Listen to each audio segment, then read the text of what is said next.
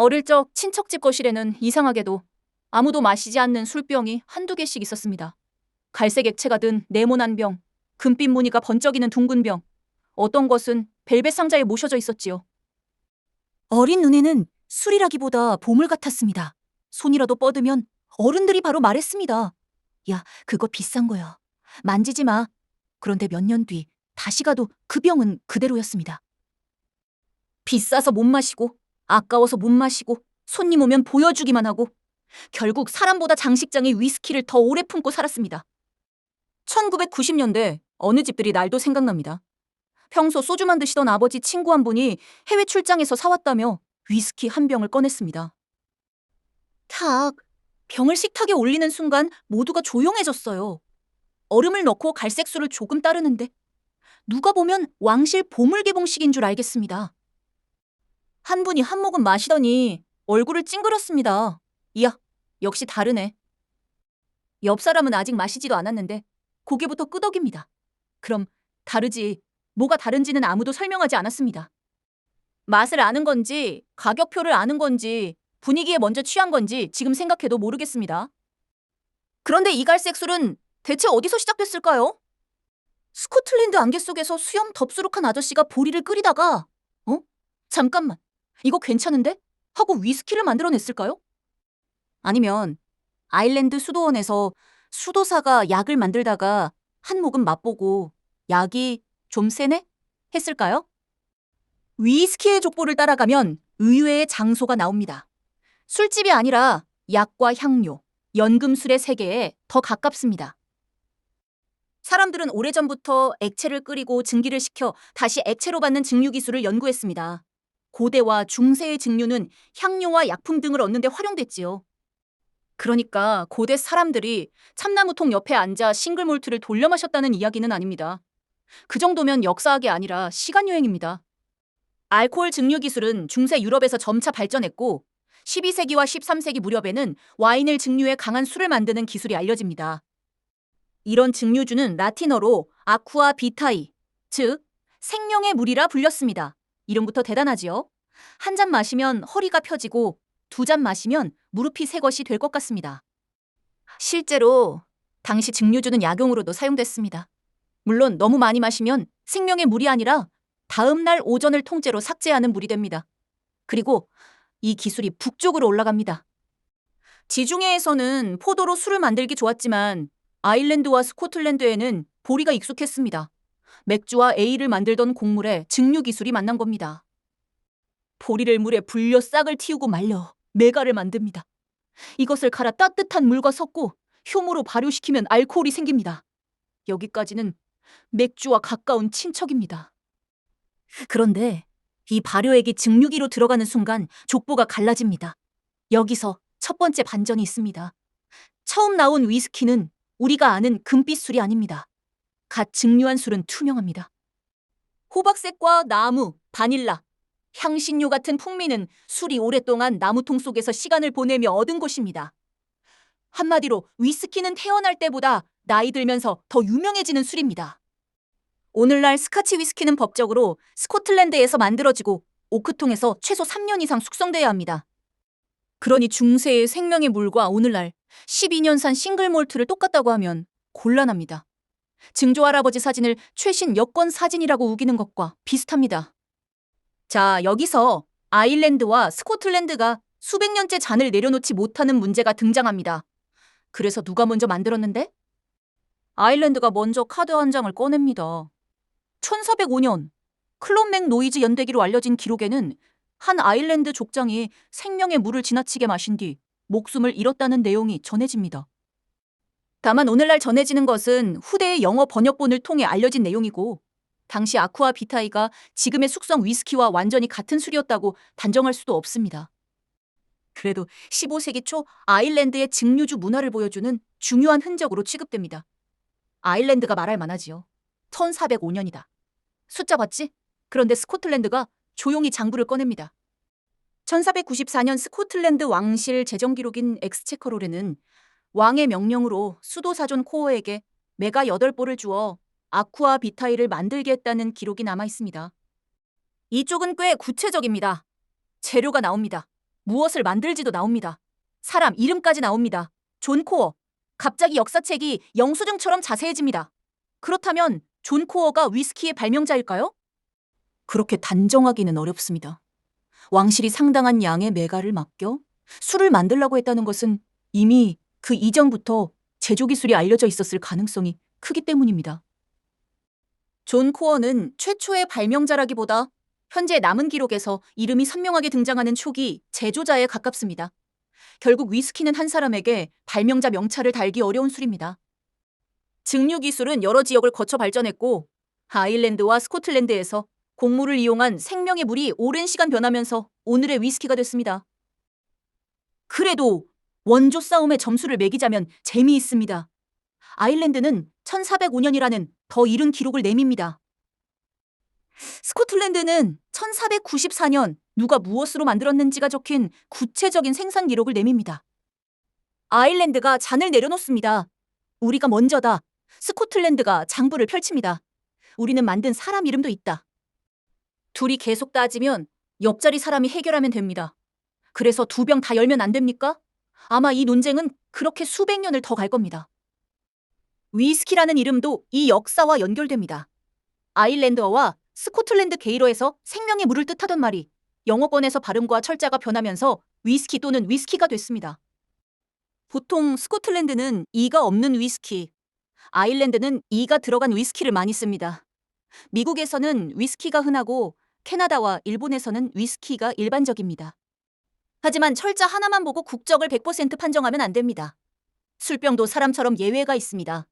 18세기와 19세기가 되면 위스키는 거대한 산업으로 변합니다.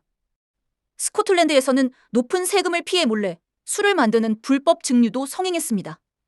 세무 공무원이 산길을 올라오면 증류기는 숨었고 술통도 숨었고 조금 전까지 술 만들던 사람도 갑자기 양 구경하던 순박한 농부가 됩니다.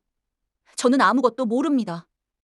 그런데 뒤에서는 증류기 연기가 솔솔 납니다. 모르는 사람치고는 집이 꽤 따뜻합니다. 1823년 영국의 주세법 개혁은 합법 증류소가 성장하는 계기가 됐습니다. 이어 아일랜드 출신 이니어스 코피가 연속식 증류기를 개선해 1830년 특허를 신청하고 1831년 특허를 부여받습니다. 기존 포트스틸이 한 번 만들고 비운 뒤 다시 시작하는 방식이라면 코피식 증류기는 훨씬 효율적으로 많은 양을 계속 생산할 수 있었습니다. 그런데 이 기술을 스코틀랜드 업체들이 적극적으로 활용합니다. 가볍고 부드러운 그레인 위스키와 향이 강한 몰트 위스키를 섞은 블렌디드 스카치가 성장하면서 스카치는 세계 시장으로 뻗어나갑니다.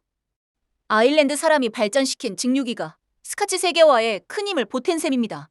축구로 치면 상대팀 출신 코치의 전술로 세계대회를 휩쓴 분위기랄까요? 그렇다면 이 술은 언제 한반도까지 왔을까요? 1860년대 조선을 찾아온 독일 상인 에른스트 오페르트의 기록에는 서양 술과 조선 사람들의 접촉을 엿볼 수 있는 장면들이 나타납니다. 오페르트는 1866년 조선에 통상을 요구했고 1868년에는 남연군 묘 도구를 시도한 바로 그 사람입니다. 술을 들고 왔다고 갑자기 낭만적인 여행가로 포장하면 안 됩니다.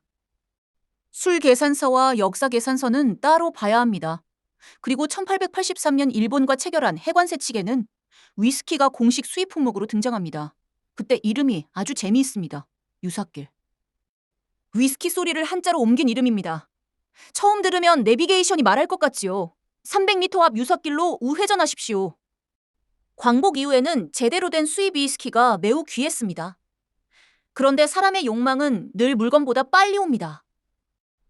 1956년 부산국제양조장은 일본에서 들여온 향료와 주정, 색소 등을 섞어 도리스 위스키라는 모주 위스키를 내놓습니다.